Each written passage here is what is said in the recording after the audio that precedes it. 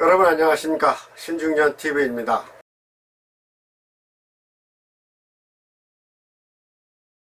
중장년들이 재취업을 하고자 할 때 가장 어려움을 느끼는 것, 그러니까 재취업의 걸림돌은 무엇보다 나이죠. 나이, 그것도 많은 나이.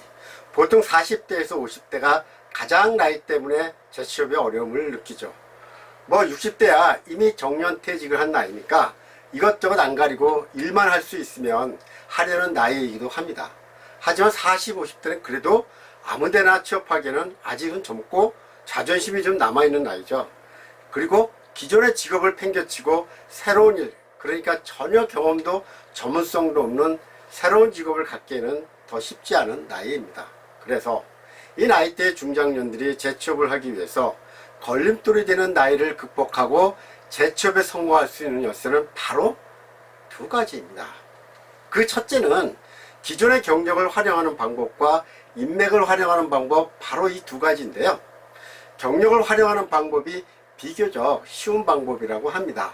그 이유는 나이가 많다는 것은 재취업의 장애 요인이기도 하지만 다른 면에서 볼 때는 오히려 경력과 노하우를 가졌다고 볼 수 있죠. 그런 면에서 나이가 많다는 게 꼭 단점만은 아닙니다.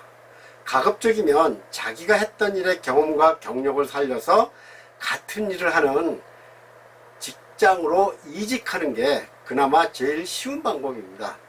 또 나이는 많아도 경력직을 뽑는 회사들이 더러 있으니까요.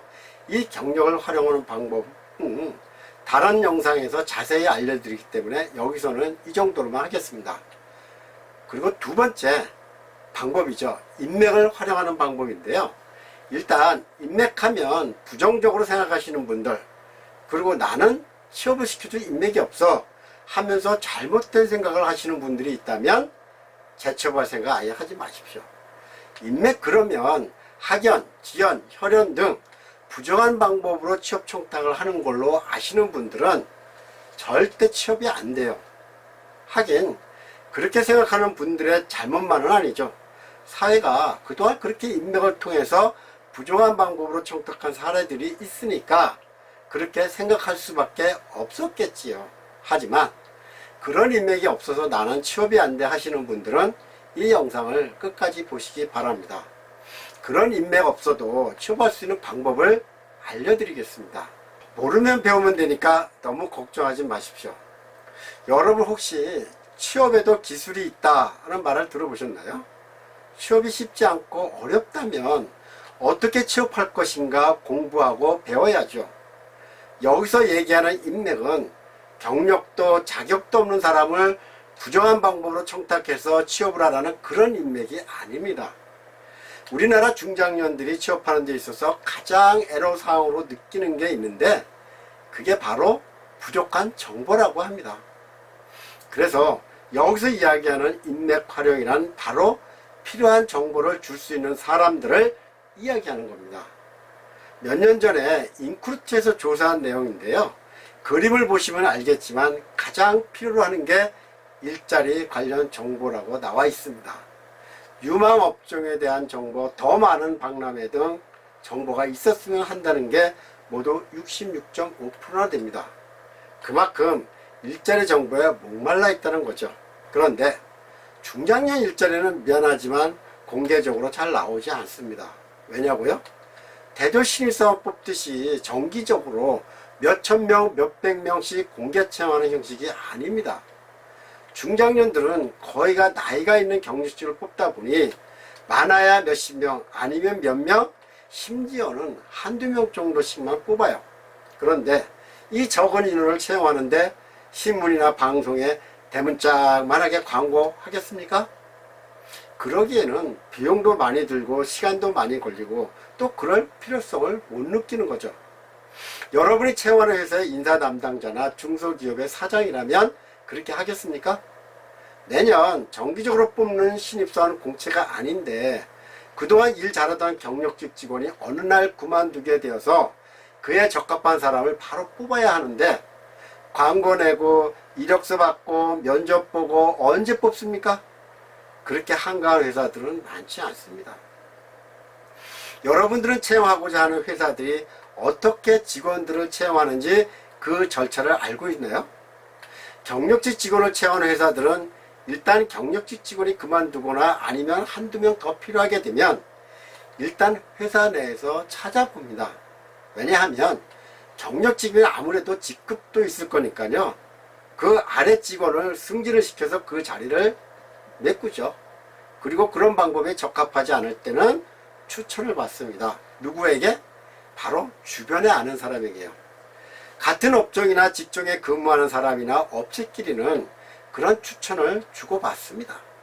그런 사람들이 추천하면 내가 필요한 사람이 어떤 사람인지 알기 때문에 신뢰가 가서 어지간하면 추천하는 사람들을 채용한다는 것입니다. 물론 헤드헌터 같은 곳에 도움을 받기도 하지만 제가 지금 이야기하고자 하는 것은 그런 일자리 정보는 비공개로 진행되는 게 많기 때문에 정보를 접하기가 매우 어렵다는 것이죠. 그러면 그렇게 비공개적인 정보를 어떻게 알 수 있느냐 하는 겁니다. 그건 내 주변의 인맥을 적극 활용하는 겁니다. 그것도 그런 일자리 정보를 알려줄 수 있는 사람 또는 그 자리에 나 자신을 추천해 줄 수 있는 사람이면 더욱 좋고요. 그래서 인맥이 있어야 한다는 것입니다.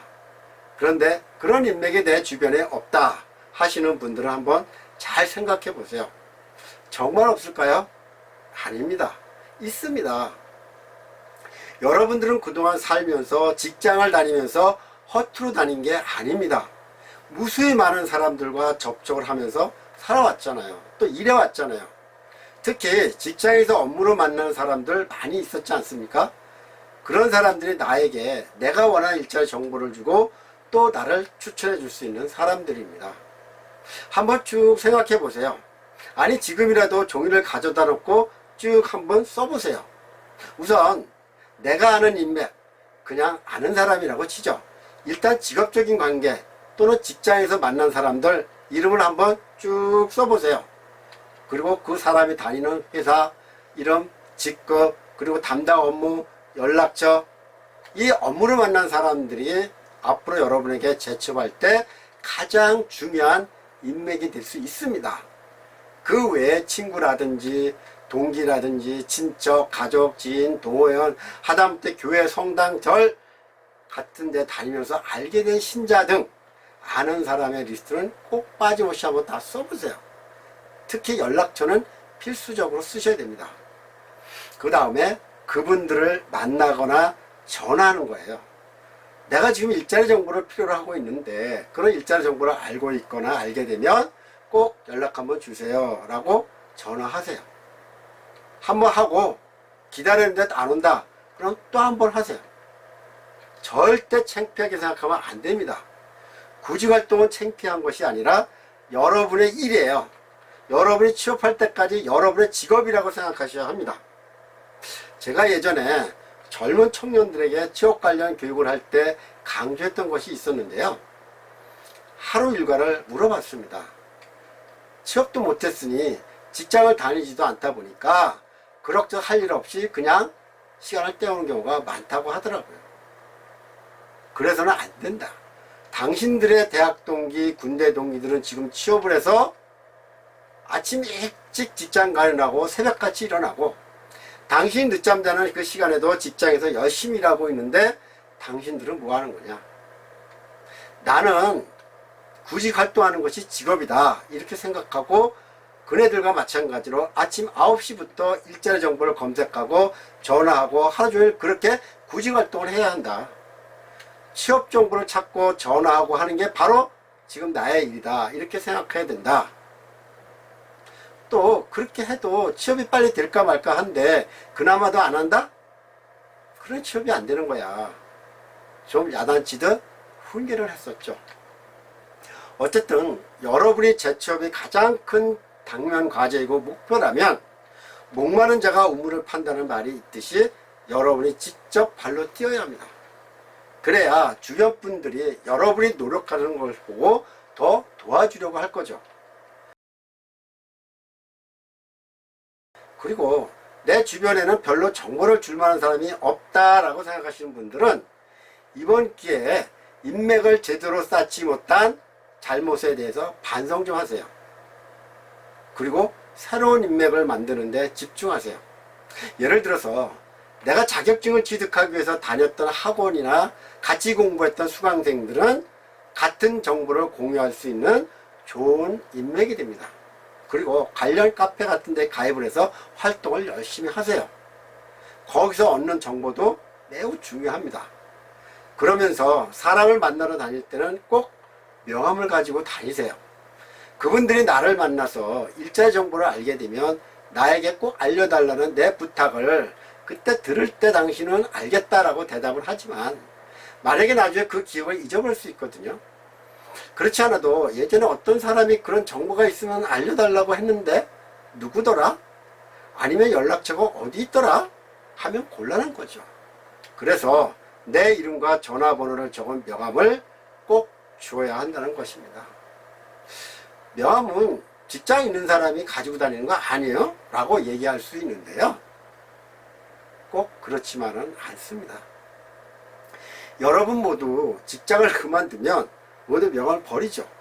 세절기에 넣어서 없애느냐고 고생 많이 하시죠. 앞으로는 그러지 마세요. 그 명함을 버리지 말고 그 명함에다가 다니는 회사와 직급에다가 볼펜으로 쭉 긋기만 하시고 이름과 연락처를 그냥 남겨놓으세요. 또 그 명함을 주세요. 그러면 나의 전직과 담당 업무가 무엇인지 알기 때문에 나에게 정보를 준 그분들이 나를 쉽게 기억하고 정보를 알려줄 수 있습니다. 특히나 전에 다니던 명함에 줄 긋고 명함 주는 사람이 우리 사회는 흔하지 않잖아요. 그렇기 때문에 그런 명함을 주는 특이한 나를 기억해내기가 쉬울 것입니다. 물론 지금은 핸드폰에 전화번호를 저장하기만 하면 되지만 일자리 정보를 구할 때는 종이 명함이 더 도움을 줄 수 있습니다. 없다면 조그마한 메모지라도 적어서 주세요. 신중년 여러분, 오늘은 나이가 많은 중장년들이 이 나이를 극복하고 재취업할 수 있는 방법 두 가지를 말씀드렸습니다. 하나는 경력을 활용하는 방법과 또 하나는 나에게 원하는 일자리 정보를 알려줄 수 있는 인맥을 최대한 활용하는 방법, 이 두 가지입니다. 꼭 잊지 마시고 잘 활용해서 재취업에 꼭 성공하시기 바랍니다. 지금까지 신중년 TV였습니다. 여러분 안녕히 계십시오.